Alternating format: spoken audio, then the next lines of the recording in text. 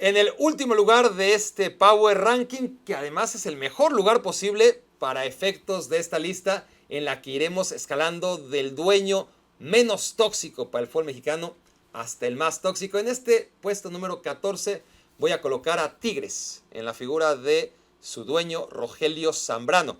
Lo primero que hay que saber es que Tigres es un equipo administrado por Cemex y que Cemex es el segundo fabricante de cementos más grande de todo el mundo. O sea, tiene mucho dinero. Y cuando hay tanto dinero, los éxitos deportivos suelen ser mucho más fáciles de conseguir. Pero no siempre fue así. Tigres, desde 1996, tiene ese músculo tan importante de ser administrado por Cemex, pero hasta 2014 no ha sido el equipo dominante en el que se convirtió a partir de la llegada de Rogelio Zambrano, porque con su primo Lorenzo, que falleció justo en 2014 y se dio el cambio de poder, con Lorenzo había muchos problemas en Tigres, había mucho dinero, pero muy mal administrado, y lo más importante de todo es que, al igual que ya hacía su primo Lorenzo, Rogelio Zambrano siempre ha preferido estar fuera del foco mediático y ha delegado las decisiones deportivas a una presidencia deportiva, mientras él se dedica a firmar los cheques y a avalar las ideas que tenga esta dirección deportiva, como la llegada de Gignac, como la continuidad del Tuca Ferretti durante tantos años de éxito para Tigres. Por otro lado, es por el contrario, podríamos decir que ha afectado a los intereses del fútbol mexicano con ese gasto excesivo en futbolistas dentro del mercado. En lugar de que se vayan a Europa, se van a Tigres porque van a ganar más dinero, y por no mencionar a todos aquellos que se van a Europa y Tigres ya está desesperado por repatriarlos. Sí, es el menos malo de los dueños, Rogelio Zambrano, pero tampoco es el ideal.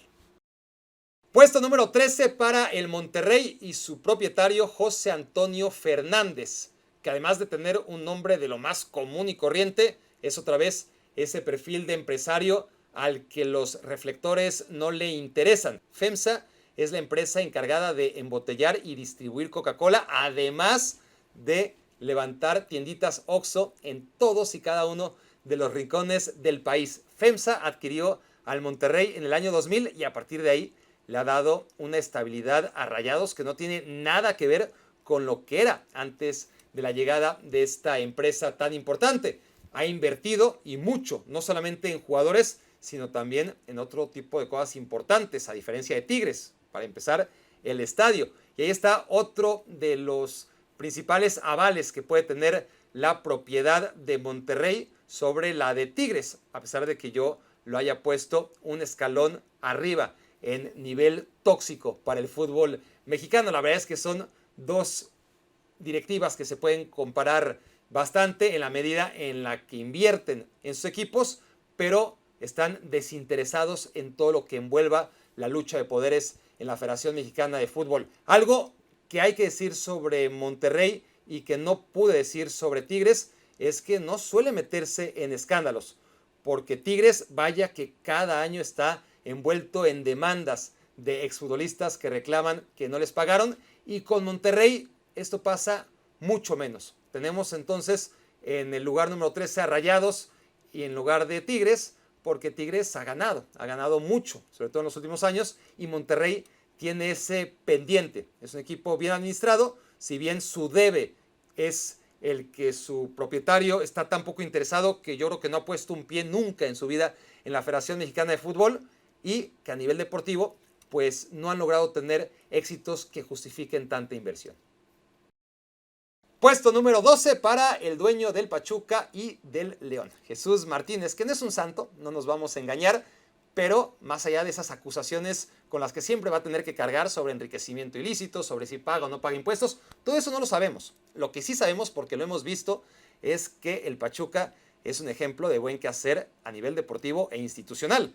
Es un equipo que era de lo más insignificante antes de la llegada de Jesús Martínez, y que a partir de un directivo revolucionario, como sin duda ha sido para el fútbol mexicano Jesús Martínez, el Pachuca fue campeón 1, 2, 3, 4, 5, 6 veces del fútbol mexicano, y más allá del fútbol mexicano también. Y no solo eso, sino que hoy es uno de los equipos con la mejor cantera que tiene la Liga MX.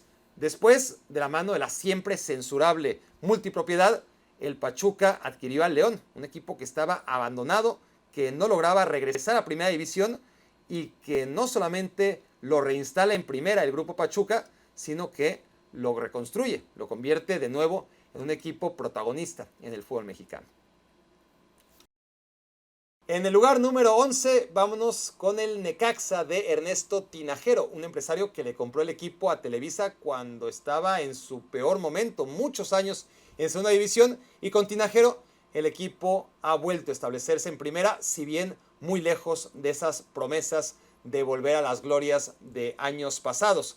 La verdad es que el equipo se ha quedado a la mitad entre esos años gloriosos a los que ya parece no va a volver y aquellos años terribles que fueron superados gracias al rescate de Ernesto Tinajero, que seguramente tiene muy desesperada a su afición porque el modelo del Necaxa es comprar y en cuanto el jugador al que compra y destaca empieza a dar frutos, venderlo. Es un negocio importante el Necaxa y una labor que vista desde fuera es muy necesaria también en el ecosistema de una liga. Aquel equipo que sabe detectar talento, que lo desarrolla y que después lo vende y que en ese proceso es autosuficiente y un proyecto sustentable como sin duda es el Necaxa. Mediocre sí en resultados, pero muy útil para la Liga MX.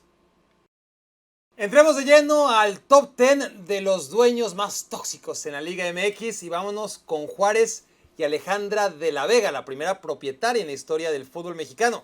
El tema con Juárez es que es un parásito que se ha alimentado de lo peor del fútbol mexicano. Por un lado, de esa posibilidad de encontrar a la venta a un equipo en la primera división y cambiarle el escudo y los colores y el estadio y de un día a otro convertir, como fue el caso, a Lobos WAP en Bravos de Juárez, cuando Bravos no tuvo la calidad suficiente para lograr su ascenso por la vía deportiva. Entonces, si no podía competir bien en segunda división, imagínense en primera. Lo normal es que no puedas hacerlo y que desciendas de vuelta, pero ahí está el otro beneficio que se ha encontrado Juárez, porque no solamente es que Alejandra de la Vega en su momento decidió que iba a ser más práctico comprar un equipo en la primera división en lugar de pelear el ascenso todos los años, es que también se encontró con una primera división en la que ya no había descenso y por lo tanto nadie se ha beneficiado tanto de ello como un cuadro que ha sido el peor varias veces y que sin embargo lo único que tiene que hacer es pagar por la permanencia.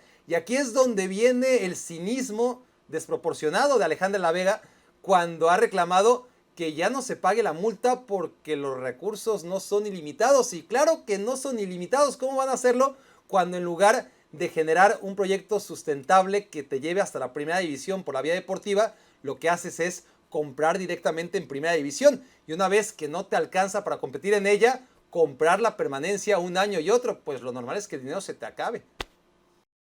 Aproximándonos ya a la media tabla, pero todavía en la parte baja de aquellos no tan tóxicos, encontramos al Guadalajara de Amaury Vergara. Vergara tiene una principal virtud y en su caso es que no le gusta el fútbol. Y gracias a eso puede delegar y dejar que aquellos que sí saben hagan su trabajo, a diferencia de lo que ocurría con Jorge Vergara. Jorge Vergara no sabía de fútbol igual que Amaury, pero Amaury sí está consciente de ello y como no le gusta, entonces no le importa no meterse. Jorge Vergara, como sí le gustaba, entonces obstaculizaba la evolución del equipo y cambiaba de técnicos y de directivos y era un cuento de no acabar que por fin se está acabando con la gestión de Amaury Vergara. Otro de los privilegios que tiene Chivas con Amaury y que no tenía con Jorge es que el hijo, si bien no niega la cruz de su parroquia y todavía tiene cierto afán de protagonismo, este no es nada comparado con el afán de protagonismo enfermizo que siempre tuvo Jorge Vergara y que no ayudaba a despresurizar un ambiente que de por sí siempre viene bien cargado como es el de Chivas. Puesto número 8 en la zona de ni fu ni fa, pongamos al Atlético de San Luis, de Miguel Ángel Gil Marín, máximo accionista del Atlético de Madrid y también del Atlético de San Luis. Pasan los años y no pasa nada con este equipo. Honestamente, más allá de cambios de entrenador, inestabilidad, encontraron con Jardiné cierta consolidación del proyecto, pero no va a ningún lado el San Luis. De repente se mete a repechaje. Generalmente su puesto es del 10 al 12 para abajo y no se ve para nada la marca de un equipo como el Atlético de Madrid, comprometido a hacer del Atlético de San Luis algo medianamente parecido a lo que es el Atlético de Madrid en España. No, el Atlético de San Luis es un equipo como ha sido siempre, antes de venderle el alma al equipo español, un equipo que no desciende simplemente porque no existe el descenso, pero no le ha cambiado para nada la cara a los equipos que han jugado en esta ciudad. Este nuevo experimento llamado Atlético de San Luis, que la verdad no le ha traído nada de beneficio al fútbol mexicano. Al séptimo peor dueño de la Liga MX lo tiene el Toluca y se llama Valentín Díez. No siempre fue así, al contrario. Cuando Valentín hereda el equipo de su padre, don Nemesio, le invierte, lo expone a una altura en la que no había estado durante muchísimo tiempo y entre 1998 y 2010 lo hace 7 veces campeón del fútbol mexicano. Pero entonces ocurre algo que lo empieza a desligar del club y es la venta del grupo Modelo. Se lo vende a Budweiser por más de 20,000 millones de dólares, de los cuales ni un solo dólar acabó en las arcas del Deportivo Toluca. Desde que vendió a la Corona, se dedica a asesorar a los millonarios del país. Y ahí está una de las grandes paradojas, porque Valentín Díez, el gurú por excelencia de cabecera de los multimillonarios en México, se ha asesorado muy mal en el fútbol. Desde que ya no son presidentes gente histórica como Rafael Lebrija o como Fernando Corona, ha sido presa el Toluca de promotores, de presidentes sin jerarquía, y ahí se ha dejado envolver Valentín Díez, que aparentemente tuvo muy abandonado al equipo hasta que recientemente, una vez que se metió en problemas de descenso, puso un poquito más del mucho dinero que tiene para recuperarlo y, eso sí, en el último año Toluca, después de mucho tiempo, ha vuelto a ser protagonista del fútbol mexicano, pero eso no quita que Valentín Díez se haya desaparecido durante tanto tiempo. En el 8, Santos y Atlas, con Alejandro Irarrágorri. Es un tema complicado porque por un lado hay que evaluar, si no impecable, sí buena gestión que ha tenido el grupo Orlegui en Santos, cuando es un equipo que no ha hecho más que desprenderse todas las temporadas de sus mejores jugadores y sin embargo, mal que bien, sigue compitiendo. Y el Atlas, pues ni hablar cómo le cambió la cara. Pero del otro lado, tienes el mal que le ha hecho al fútbol mexicano, porque lejos de aportar con su juventud y con su creatividad soluciones que puedan ser innovación en el fútbol mexicano, lo que ha hecho ha sido empeorar lo que ya había. Es decir, la multipropiedad ya era un problema en el fútbol mexicano, ahora la multipropiedad, gracias a Irarrágorri, se ha multiplicado y además ahora tiene células multipropietarias como su sociedad con Salinas Pliego. Y del otro lado tienes otro tema que le duele mucho al fútbol mexicano, que es el de los no descensos. Y ahora durante mucho tiempo el descenso era engañoso, estaba disfrazado. Los equipos no descendían, pero en el papel sí que había una posibilidad de que hubiera un descenso y un ascenso. Con Irarrágorri se acabó. En el número 5 voy a poner al América de Emilio Azcárraga Gallán, porque me pasa lo mismo que con Alejandro Irarrágorri. Hay que encontrar un balance entre lo que han hecho en sus clubes y lo que le quitan al fútbol mexicano a nivel de selección nacional. En el caso de Azcárraga, si hablamos del América estrictamente, es un equipo que reduciendo gastos, que invirtiendo menos que Monterrey y que Tigres, no ha tenido malos resultados, al contrario, es un equipo estable que siempre, salvo muy rara ocasión, está en semifinales y que es un equipo al que sí le ha costado revalidar títulos que van quedando en el pasado, pero no está mal administrado el América en años recientes. La selección mexicana, ese es otro boleto. La selección mexicana es la única del mundo que está subordinada a una televisora y no a una federación, en la medida en que la Federación Mexicana de Fútbol está regida por los dueños de los clubes. No pasa en ningún lado del mundo más que en México. Y estos dueños de clubes están totalmente subordinados a la voluntad de Emilio Azcárraga. Y así se ha demostrado en muchos momentos de la historia reciente del fútbol mexicano. Y sin ir más lejos, en las caras que van cambiando del presidente de la federación, con la curiosidad de que siempre acaban siendo o han sido a lo largo de sus trayectorias empleados de Televisa. Con esto defienden siempre los intereses comerciales de una empresa, en este caso la propietaria del América, y no los intereses deportivos del fútbol mexicano. Y este, por supuesto, es el mal endémico que tiene el fútbol de este país y es causado, sí, por Emilio Azcárraga y por Televisa, esa empresa a la que se le achacan todos los males de este país, incluidos los de su fútbol. Los Pumas son un equipo que funcionan distinto al resto de los equipos de la liga. El problema es que no funcionan bien. Por eso pongo al Patronato en el cuarto puesto como los peores dueños del fútbol mexicano.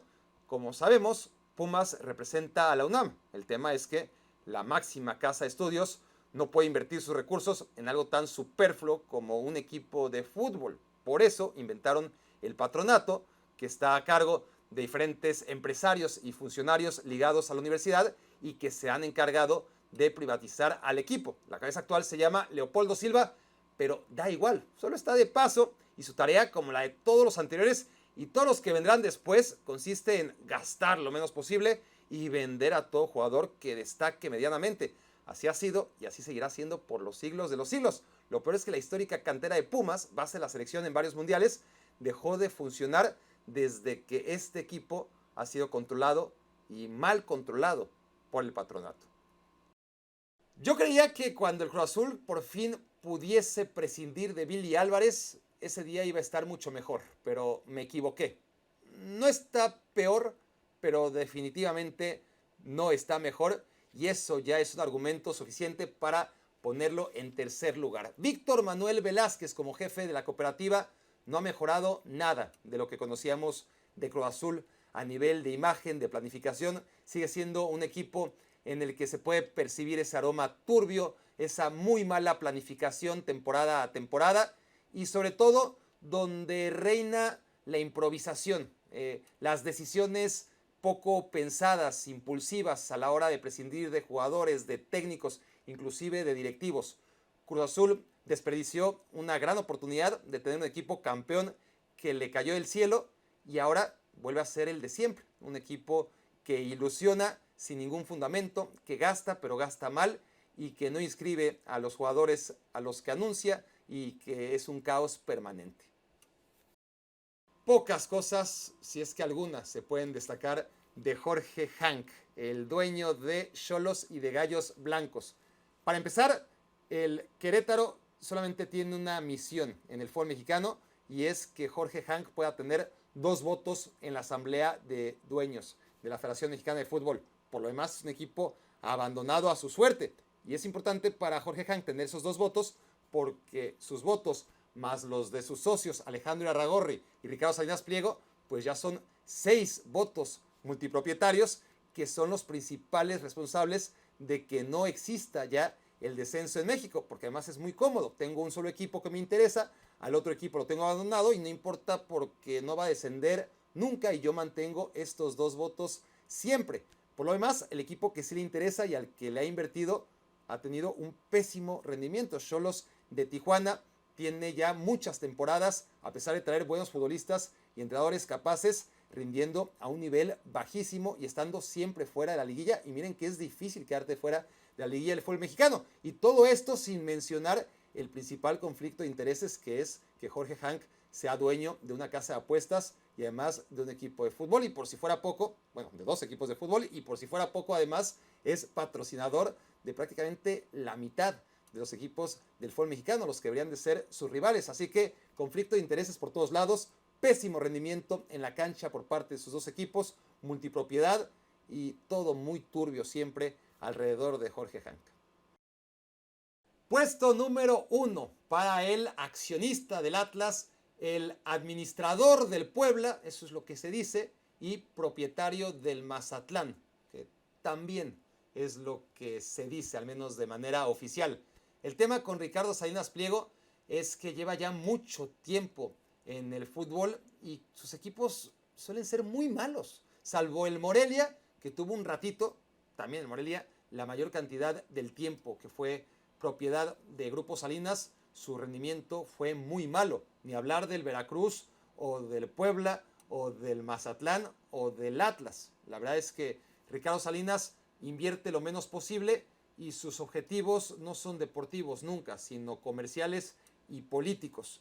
Lo único que hay que saber en este tema es que a Ricardo Salinas le interesa tener la mayor cantidad de votos posibles para mantener el poder en la Federación Mexicana de Fútbol y por ende en la selección mexicana, que es la única manera en la que se hace negocio cuando te dedicas al fútbol en México y no quieres tener un proyecto en el que realmente trabajes a largo plazo. Así que Grupo Salinas, con su multipropiedad, con el mal rendimiento que tienen casi siempre sus equipos y con todo lo que hace para que el fútbol mexicano no avance, lo ponemos en el primer puesto. Por lo demás, ha sido muy difícil colocarlos del 1 al 14 porque realmente casi todos son muy malos. Es una cuestión de ponerlos del malo al peor. Ya mirán en quién coinciden y en quién no coinciden y nos vemos en la próxima entrega.